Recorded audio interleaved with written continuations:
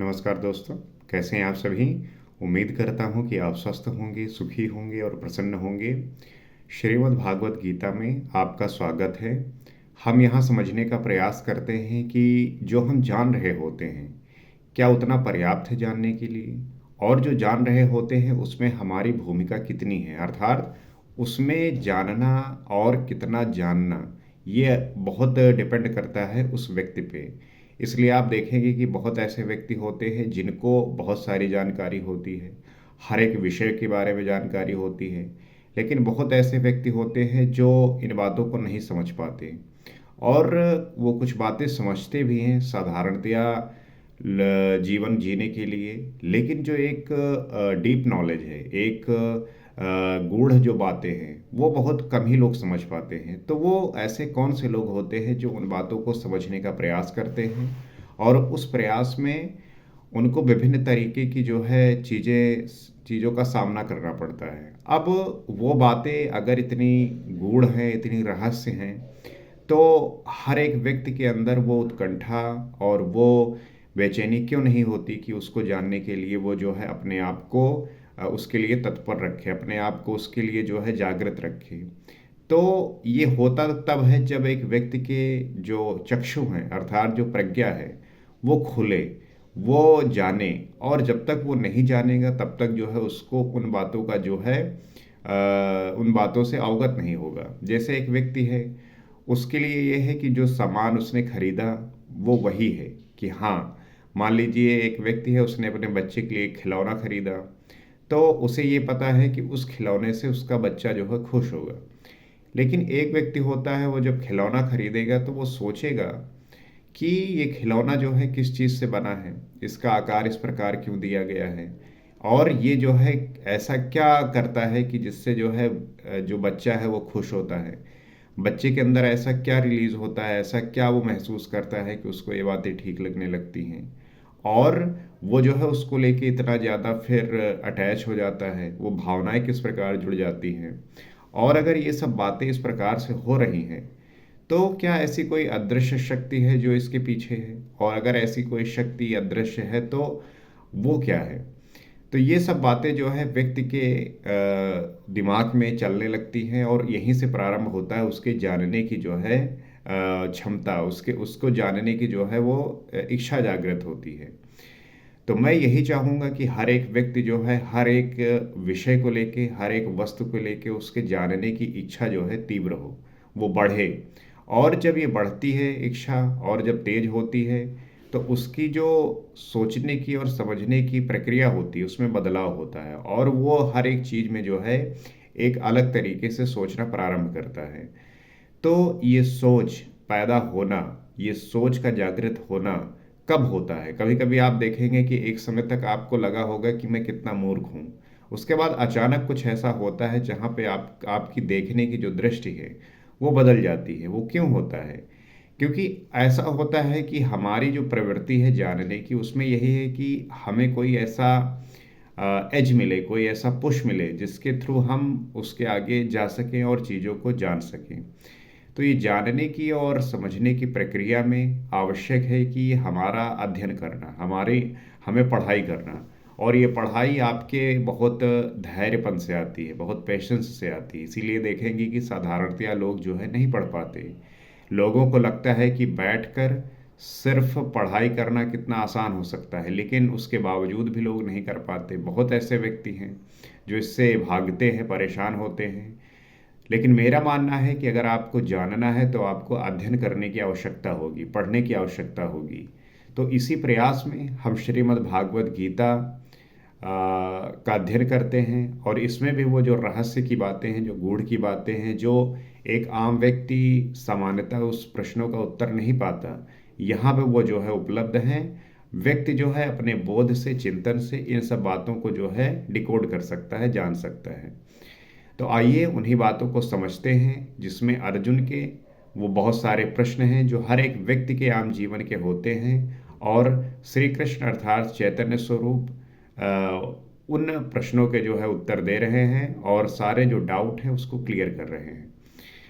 तो कहते हैं त्रय विद्या माम सोमोपा पूतपापा यज्ञैरिष्ट्वा स्वर्गतिं प्रार्थयन्ते ते पुण्यमा साध्य सुरेंद्रलोक मश्वन्ति दिव्य अन्न दिवी देवभोगान। आराधना विद्या के 3 अंग ऋक् साम और यजु अर्थात प्रार्थना, समत्व की प्रक्रिया और यजन का आचरण करने वाले, सोम अर्थात चंद्रमा के क्षीण प्रकाश को पाने वाले, पाप से मुक्त होकर पवित्र हुए पुरुष उसी यज्ञ की निर्धारित प्रक्रिया द्वारा मुझे इष्ट रूप में पूजकर स्वर्ग के लिए प्रार्थना करते हैं। तो आराधना विद्या के 3 अंग यहाँ पे बताए गए हैं। एक ऋक्, दूसरा साम, तीसरा यजु अर्थात प्रार्थना समत्व की प्रक्रिया, वो प्रार्थना जिसमें समत्व की प्रक्रिया अर्थात आप देखते होंगे कि लोग जो है हर एक चीज में एक भेद ढूंढते हैं, अलग तरीके से उसे देखते हैं, विविधता उत्पन्न करते हैं। लेकिन जब आपका समत्व का भाग होता है, अगर वो समत्व की प्रक्रिया होती है कि हर एक चीज में एक जैसा, आप किसी को इतना लेके ना तो उसे श्रेष्ठ बनाइए, ना किसी को जो है बिल्कुल निकृष्ट बनाइए। तो यजन का आचरण करने वाले, जो आपका आपका काम है उसका जो सही तरीके से आचरण करना है, और सोम अर्थात चंद्रमा के क्षीण प्रकाश को पाने वाले, पाप से मुक्त होकर पवित्र हुए पुरुष उसी यज्ञ की निर्धारित प्रक्रिया द्वारा अर्थात जो संसारिक जीवन में जीते हुए आप उन पापों से युक्त हुए, अर्थात कौन से पाप, जो आपके विचारों को दूषित करें, वो विकारों को जो है दूषित करें, तो उन प्रक्रियाओं से हटकर उस इष्ट रूप में जो पूज कर स्वर्ग के लिए प्रार्थना करते हैं। यही असत की कामना है, इससे वे मृत्यु को प्राप्त होते हैं, उनका पुनर्जन्म होता है।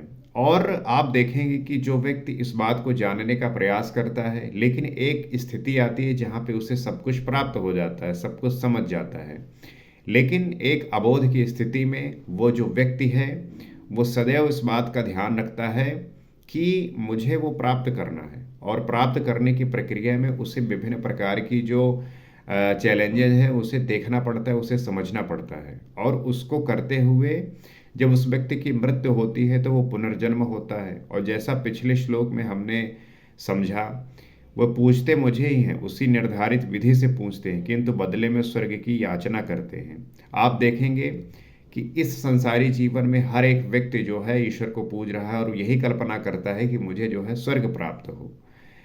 निर्धारित विधि से पूजते हैं, किंतु बदले में जो है स्वर्ग चाहते हैं। वे पुरुष अपने पुण्य के फलस्वरूप इंद्रलोक को प्राप्त होकर स्वर्ग में देवताओं के दिव्य भोग भोगते हैं, अर्थात वो भोग भी मैं ही देता हूँ। तो ये हर एक व्यक्ति जो है कल्पना करके चलता है, हर एक व्यक्ति जो है ये सोच के चलता है कि मैं जो है जो यज्ञ करूँगा, याचना करूँगा, पूजा करूँगा, तो मुझे जो है इंद्रलोक प्राप्त होगा, और वहाँ पे स्वर्ग में जो देवता जिस प्रकार से भोग करते हैं, दिव्य भोगते हैं, तो वो भोग भी मैं ही जो है प्रदान करता हूँ। तो तेतम भुक्त्वा स्वर्गलोकम विशालम क्षीणे पुण्य मर्त लोकम विशन्ति एवं त्रयी धर्मम नु प्रपन्ना गतागतम कामा लभन्ते। वे उस विशाल स्वर्ग को भोग कर पुण्य क्षीण होने पर मृत्युलोक अर्थात जन्म मृत्यु को प्राप्त होते हैं। तो वो जो है विशाल स्वर्ग को भोग कर पुनः जो है एक पुण्य प्राप्त हो जाने के बाद होता क्या है कि वो जो है स्वर्ग को प्राप्त हुए, और स्वर्ग में जब वो पुण्य क्षीण हो जाता है तो वो मृत्युलोक अर्थात जन्म मृत्यु को फिर प्राप्त होते हैं। इस प्रकार त्रय धर्मम प्रार्थना, समत्व एवं यजन की 3 विधियों से एक ही यज्ञ का अनुष्ठान करने वाले मेरी शरण में हुए भी कामना वाले पुरुष बारंबार जाने आने को अर्थात पुनर्जन्म को प्राप्त होते हैं। मतलब कि ये जो व्यक्ति प्रार्थना कर रहा है, समत्व की स्थिति में है, यजन की 3 विधियों से जो है यज्ञ का अनुष्ठान करता है, तो वो मेरी शरण में जो है आता तो है, परंतु कामना वाले जो व्यक्ति हैं वो बारंबार जो है आने जाने का उनका जो है ये लगा रहता है। क्योंकि जब तक कामना व्याप्त है, जब तक डिजायर है, जब तक आप इच्छा लिए हुए हैं, तब तक जो है आपका पुनर्जन्म होता रहेगा, किंतु उनका मूल नाश कभी नहीं होता। जब तक कामना विद्यमान है, जब तक डिजायर विद्यमान है, जब तक आपकी वासना व्याप्त है, तब तक आपको मुक्ति और मोक्ष नहीं प्राप्त होगा। आप जो है इस आवागमन के चक्र में जो है लगे रहेंगे, क्योंकि इस पथ में बीज का नाश नहीं होता। किंतु जो किसी प्रकार की कामना नहीं करते तो उन्हें क्या मिलता है? इस पथ में बीज का नाश नहीं होता, और जो कामना नहीं करते तो उनका क्या होता है? तो हम इसको कई बार समझ चुके हैं कि अगर कामना लेके आप प्रार्थना कर रहे हैं, कामना लेके अगर आप समत्व के भाव में हैं और यजन की विधियां कर रहे हैं, तो इससे जो है आप मोक्ष और मुक्ति को नहीं प्राप्त होंगे। आप जो है इसी मृत्युलोक में, इसी आपका जो है पुनर्जन्म होता रहेगा, और आप यहीं पे आके जो है इस कर्म को, इसको भोगते रहेंगे। तो जो कामना नहीं करते उनको क्या मिलता है? तो अनन्य अश्चिंतयन्तो माम ये जना पर्युपासते तेषाम नित्य अभियुक्तानाम योगक्षेमे वहाम्यहम्। तो कहते हैं कि अनन्य भाव से मुझ में स्थित भक्तजन मुझ परमात्मा स्वरूप का निरंतर चिंतन करते हैं। तो वो कहते हैं कि जो अनन्य भाव से, अर्थात मेरे सिवा और किसी का स्मरण नहीं करते, ऐसे जो भक्तजन है वो मुझ में निरंतर चिंतन करते हैं और पर्युपासते, लेश मात्र भी त्रुटि न रखकर मुझे उपासते हैं। 1% जो है किसी भी प्रकार की त्रुटि नहीं होती, और मेरी जो है वो उपासना करते हैं। तो उन नित्य एक ही भाव से संयुक्त हुए पुरुषों का योगक्षेम मैं स्वयं वहन करता हूँ। तो जो ऐसे एक ही भाव वाले व्यक्ति होते हैं, उनका योगक्षेम मैं ही वहन करता हूँ, और उनके योग की सुरक्षा की सारी जिम्मेदारी मैं अपने हाथ में लेता हूँ। तो जो योग के माध्यम से योगी हो जाते हैं, उस परम पद को प्राप्त होते हैं, उसी में स्थित हो जाते हैं, और वो जो है फिर उस योग की सुरक्षा की जो सारी जिम्मेदारी है उसको ईश्वर खुद अपने हाथ में लेता है, और वही जो है फिर संचालन करता है। तो इतना होने पर भी लोग अन्य देवताओं को भजते हैं। क्यों? तो कहते हैं ये अप अन्य देवता भक्ता यजन्ते श्रद्धयान्विता ते अपि मामेव कौन्तेय यजन्त्य विधि पूर्वकम। तो श्री कृष्ण अर्जुन से कहते हैं, कौन्तेय, श्रद्धा से युक्त हुए जो भक्त दूसरे दूसरे देवताओं को पूजते हैं वो भी मुझे ही पूजते हैं। अब प्रश्न ये आती है कि आप संसार में देखते होंगे बहुत ऐसे व्यक्ति होते हैं जो तरह तरह की देवताओं की पूजा करते हैं। तो वो कहते हैं कि कोई किसी की भी पूजा करे, वो दरअसल पूजते मुझे ही हैं, क्योंकि वहाँ देवता नाम की कोई वस्तु तो होती नहीं, किंतु उनका वो पूजन अविधि पूर्वक है, मेरी प्राप्ति की विधि से रहित है। तो भले ही किसी की पूजा करें, लेकिन कर ही मेरा रहे होते हैं।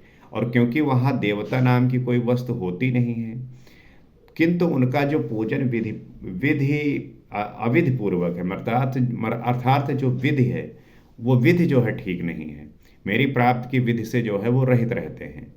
तो उन्हें ही जो है समझाना एक सच्चे सन्यासी का जो है भाव होना चाहिए कि कौन सा रास्ता सही है। देखो, अगर आपको लक्ष्य प्राप्त करना है तो उस लक्ष्य को प्राप्त करने के लिए आप कितना भी प्रयास करिए, लेकिन जो गुरु होता है वही आपको सही दिशा दिखाता है कि आप अगर इस रास्ते से जाएंगे तो आपको ये जो लक्ष्य आपका है ये जल्दी मिल जाएगा, आसानी से मिल जाएगा। और सही तरीका क्या है, आप कोई भी खेल अगर सीखना चाहेंगे तो पहले किसी गुरु को पकड़ेंगे, वो आपको सारी टेक्निक सिखाएगा, सारी बातें बताएगा, उसके बाद ही आप सीख पाते हो। तो वही इसमें भी उसी प्रकार है। तो यहाँ श्री कृष्ण कहते हैं कि दूसरी बार देवताओं के प्रकरण को लिया। हमने जो है अध्याय 7 के 20वें और 23वें श्लोक में कहा था कि अर्जुन, कामनाओं द्वारा जिनके ज्ञान का अपहरण कर लिया गया है, जो आपका ज्ञान है उसका जो अपहरण होता है वो कामनाओं से होता है, और आपकी कामनाएं ही आपके ज्ञान को नष्ट करती हैं। बहुत ऐसे व्यक्ति होते हैं जो ज्ञानी होना चाहते हैं, वो चाहते हैं कि मैं जो है प्रकांड विद्वान हो जाऊं, मैं जो है सर्वज्ञ हो जाऊं, लेकिन वो तब तक नहीं हो सकते जब तक उनके अंदर कामना व्याप्त है, और ये कामना ही उनको जो है उस लक्ष्य से दूर लेके जाती है। ऐसे मूढ़ बुद्धि पुरुष अन्य देवताओं की पूजा करते हैं। तो जो व्यक्ति इन कामनाओं से ग्रसित होते हैं वो अन्य देवताओं की पूजा करते हैं, और जहाँ पूजा करते हैं वहाँ देवता नाम की सक्षम सत्ता तो है ही नहीं। जिस देवता की पूजा करते हैं, जिसको वो समझते हैं कि वो यहाँ पे उपलब्ध हैं और उस प्रकार से मुझे फलित करेंगे, तो वो जो है इस बात को समझते नहीं। इसलिए पीपल, पत्थर, भूत, भवानी अथवा अन्यत्र जहाँ उनकी श्रद्धा झुक जाती है वहाँ कोई देवता नहीं है, मैं ही सर्वत्र हूँ। तो स्पेसिफिक कोई ऐसी प्लेस नहीं है जहाँ पे जाके आप पूजा करते हैं, अपने आप को समर्पित करते हैं उनके प्रति, क्योंकि ईश्वर तो हर जगह है, वो सर्वत्र है। तो किसी एक जगह को लेके आप पूजा करने की इतनी जो आपकी आप इस बात को लेके सदैव स्पेसिफिक होते हैं कि मुझे वहाँ जाके पूजा करनी, वहाँ जाके प्रार्थना करना है। परंतु जो समझ है, जो ज्ञान है और जो सत्य है वो यही है कि ईश्वर तो सर्वत्र है, आप कहीं भी जो है उनकी पूजा करिए। उस स्थान पर मैं ही खड़ा होकर उनकी देव श्रद्धा को उन स्थानों पर स्थिर करता हूँ। तो वो कहीं भी जाएं, किसी भी स्थान पर जाएं, किसी को भी पूजें, है ईश्वर हर जगह व्याप्त हैं। उनका फल नाशवान है, आज है तो कल भोगने में आ जाएगा, नष्ट हो जाएगा, जबकि मेरा भक्त नष्ट नहीं होता। अतः वह मूढ़ बुद्धि जिनके ज्ञान का आवरण हो गया है वही अन्य देवताओं की पूजा करते हैं। तो यहाँ पे बात यह है कि आप जो है चीज़ों को सही तरीके से समझकर फिर पूजा करिए, फिर प्रार्थना करिए। ऐसा नहीं कि आप कुछ भी कर रहे हो, आपको चीज़ का बोध होना चाहिए। जैसे आपको जब प्यास लगती है तब पानी पीते हैं, भूख लगती है तब खाना खाते हैं, उसी प्रकार जब चीज़ें पता है कि कब क्या करनी है तो वो विधि जानिए, वो समझिए, उसके बाद जो है वो करिए। और अध्याय 9 के 23वें और 25वें श्लोक तक योगेश्वर श्री कृष्ण ने पुनः बताया है कि अर्जुन जो श्रद्धा से अन्य अन्य देवताओं को पूजते हैं वो मुझे ही पूजते हैं, किंतु वो पूजन अविधि पूर्वक है। किसी भी देवता की पूजा करें, किसी को भी वो पूजें, लेकिन वो पूजते जो है मुझे ही हैं, किंतु वो पूजन अविधि पूर्वक है। क्योंकि जहाँ पे विधि नहीं होगी तो वहाँ पे जो है चीज़ें ये अलग रहेंगी। आपकी विधि जो है ये बहुत मायने रखती है। वहाँ देवता नाम की सक्षम वस्तु नहीं है, उनकी प्राप्ति की विधि गलत है। अब प्रश्न उठता है कि जब वे भी प्रकारांतर से आपको ही पूछते हैं तो फल भी मिलता ही है, तो दोष क्या है? अब प्रश्न यही उठता है कि वो कहीं भी जाके पूजा करें, विधि गलत हो, लेकिन पूजा तो आपके ही कर रहे होते हैं, तो इसमें फिर दिक्कत क्या है? तो और फल भी मिलता ही है, तो दोष क्या है इसमें, प्रॉब्लम क्या है? तो जब ये बात है कि कहीं भी जाएं, किसी भी स्थान पर जाएं, किसी स्पेसिफिक जगह पे जाएं, अगर आप विद्यमान हैं वहाँ पे और वो पूजा कर रहे हैं, प्रार्थना कर रहे हैं, तो इसमें प्रॉब्लम क्या है? उनको जो फल वो प्राप्त होनी है होती है, तो इसमें दोष क्या है, दिक्कत क्या है? तो इस बात को हम अगले एपिसोड में समझेंगे और जानेंगे कि ये किस प्रकार से होता है और इसका सही जो है उत्तर क्या है, इस पर श्री कृष्ण क्या कहते हैं। तो आशा करता हूँ कि ये जो है बातें समझ में आई होंगी, और इस बात को समझकर आप जो है इस पर विचार करेंगे, चिंतन करेंगे और अपनी भावनाओं को, अपने विचार को सही तरीके से दिशा देंगे, ताकि हम अपने जीवन को एक उत्कृष्ट लक्ष्य तक ले जा सकें और इसे जो है उपयोगी बना सकें, इस प्रकृति के लिए, इस संसार के लिए और हर एक व्यक्ति के लिए। तो अगर आपको ऐसा लगता है कि ये विचार, ये बातें आपसे रिलेट कर पा रही हैं, तो आप इस चैनल से जुड़ सकते हैं, ताकि हम इन बातों का आदान प्रदान इसी प्रकार से करते रहें और बातों को समझते रहें। अगले एपिसोड में हम इस बात को जानेंगे और समझने का प्रयास करेंगे। नमस्कार।